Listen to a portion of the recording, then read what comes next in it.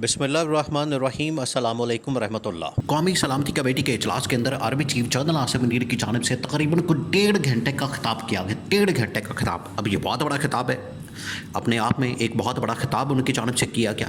कौमी असम्बली के फ्लोर के ऊपर ये जो नेशनल सिक्योरिटी कमेटी की मीटिंग कॉल की गई, उस कमेटी की मीटिंग के अंदर जो 1.5 घंटे का खिताब है वो इस वक्त टॉक ऑफ द टाउन बना हुआ है।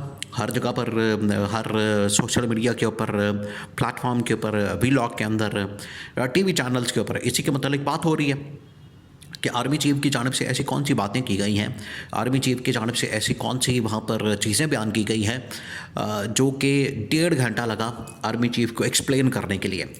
अब इसके अंदर 4-5 अहम तरीन पॉइंट्स हैं जो कि आर्मी चीफ ने बयान किया। उनको डिस्कस करना बड़ा ज़रूरी है, उनके पर रोशनी डालना बड़ा ज़रूरी है, उनको हाईलाइट करना बड़ा ज़रूरी है ताकि पाकिस्तान की जो इस वक्त मौजूदा सूरत हाल है उसको समझने में आसानी हो। देखिए, पहले तो आप इस जो सिक्योरिटी कमेटी की मीटिंग है इसको बुलाने का आप बैकग्राउंड समझें। बैकग्राउंड ये है कि पाकिस्तान के अंदर सिक्योरिटी सूरत हाल बड़ी ख़राब हो चुकी है और यहाँ पर सियासी अदम इस्तेहकाम और माशी अदम इस्तेहकाम ऑलरेडी था। उसके साथ साथ ये जो अब नया जो खाता खुला है और सिक्योरिटी की सिचुएशन इतनी ज़्यादा बिगड़ गई है, उसकी वजह से ये नेशनल सिक्योरिटी कमेटी की मीटिंग जो है कॉल की गई थी। अब इसमें और ये ख़ास तौर पर पीछे जो सबसे बड़ा वाक़या पेश आया, वाक़यात तो दहशतगर्दी के बहुत सारे हो रहे हैं, लेकिन जो सबसे बड़ा वाक़या पेश आ गया था वो था जाफ़र एक्सप्रेस का। तो जाफ़र एक्सप्रेस के ऊपर ब्रीफिंग देना और उसके मतलब बात करना बड़ा ज़रूरी हो गया था और उसके बाद पूरी कौम को इकट्ठा करना। देखिए, पूरी कौम को इकट्ठा तो वैसे किया नहीं गया, यहाँ पर ना अपोजिशन को बुलाया गया, ना अपोजिशन की सबसे बड़ी पार्टी को कॉल की गई, ना उनका नुक्ता नज़र पेश करने का मौका दिया गया, ना उनको वहाँ पर दावत दी गई तो उनको आने का मौका नहीं दिया गया। उनकी जो शर्त थी इमरान खान से मुलाकात की वो पूरी नहीं की गई। इमरान खान से मुलाकात करवा देते, उनके साथ मीटिंग करवा देते, वो अपनी बात कर लेते, इमरान खान से डिस्कस कर लेते और वहाँ से अपना एजेंडा लेकर इमरान खान चले। आपने इमरान खान को नहीं बुलाना तो ना बुलाएं, लेकिन कम से कम जो पीटीआई की लीडरशिप है उनको तो आने का मौका देते। बहरहाल यहाँ पर ये एक वन साइडेड किस्म की नेशनल सिक्योरिटी कमेटी मीटिंग हुई है जो कि नहीं होनी चाहिए थी। बहरहाल अब हो गई है। अब इसके अंदर जो है वो आर्मी चीफ की जानिब से जो खिताब किया गया उसमें 3-4 अहम तरीन बातें की गई हैं। अब ये जो 3-4 अहम तरीन बातें की गई हैं उसमें सबसे पहले तो पाकिस्तान के अंदर मिलिट्री कोर्ट्स के हवाले से, यानी फ़ौजी अदालतों के हवाले से। अब फ़ौजी अदालतों का जो केस है वो तो ऑलरेडी इस वक्त सुप्रीम कोर्ट पाकिस्तान के अंदर लगा हुआ है, वो आईनी बेंच के सामने मौजूद है।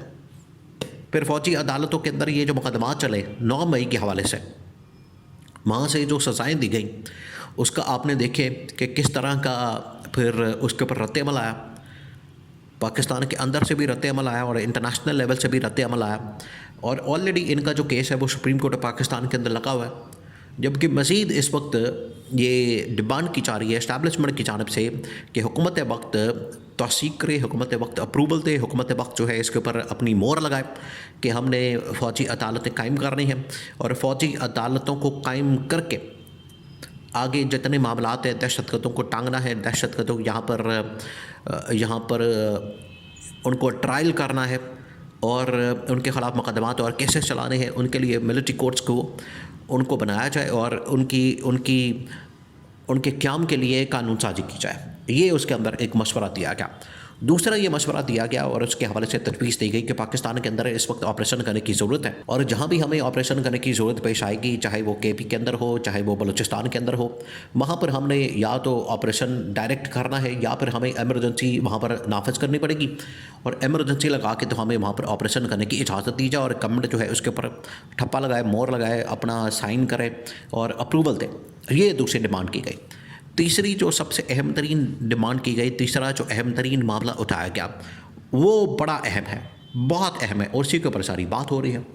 और नुक्ता ये है कि army chief general Asim Munir ने वहाँ पर बात की गवर्नेंस के गैप की, कि गवर्नेंस का गैप इस वक्त पाकिस्तान के अंदर मौजूद है और ये देखें, या तो ये प्लान के तहत किया जाता है ताकि इस्टेब्लिशमेंट को मौका मिले अपना जो है वहाँ पर लुच तलने का, लुच फ्राई करने का और वहाँ पर मुदाखलत करने का, या फिर ये जो सिविल क़यादत होती है, सिविल लीडरशिप होती है, वो इतनी नाकाम होती है, इतनी नालायक होती है, इतनी करप्ट होती है और इतनी इनकॉम्पिटेंट होती है कि उसकी वजह से गवर्नेंस का गैप आता है। गवर्नेंस के गैप से मुराद क्या, पहले आप इसको समझ लें ताकि आपको समझ आए कि जनरल आसिम की जानिब से किस चीज़ की तरफ इशारा किया गया। गवर्नेंस का गैप ये है कि पाकिस्तान के अंदर ना कोई हुकूमती स्ट्रक्चर है, ना इदारे अपने पैरों पर खड़े हैं, ना आवाम के लिए यहाँ पर कोई सहूलत है, ना यहाँ पर अदलिया का निज़ाम ठीक है, ना यहाँ पर ब्यूरोक्रेसी का निज़ाम ठीक है, ना यहाँ पर इंतज़ामिया ठीक है, ना इदारे ठीक हैं।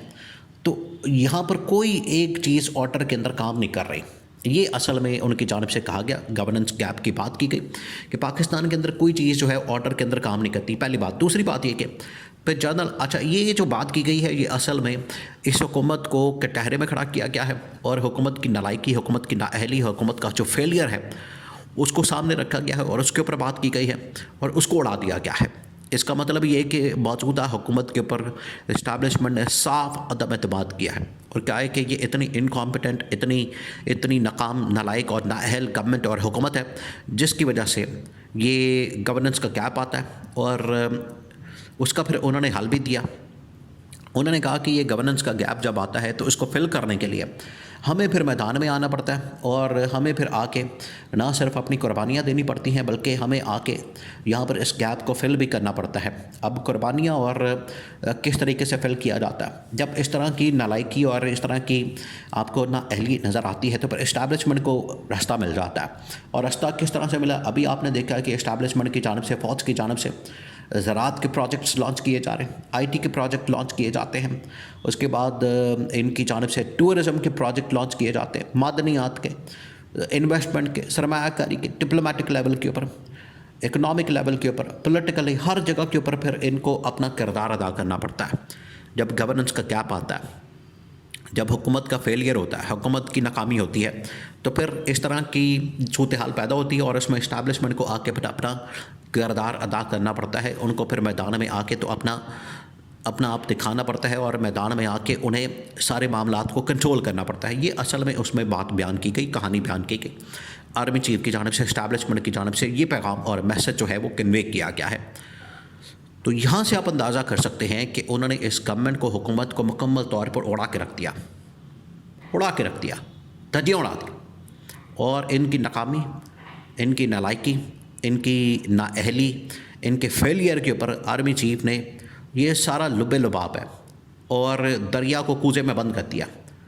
और वहाँ पर शहबाज शरीफ की मौजूदगी में, जो इस हुकूमत का सरबरा है, उसकी मौजूदगी में हुकूमत के बखिए उधेड़ दिए और हुकूमत को उड़ा दिया और इनकी नाअहली और नालायक को सबके सामने बेनकाब कर दिया।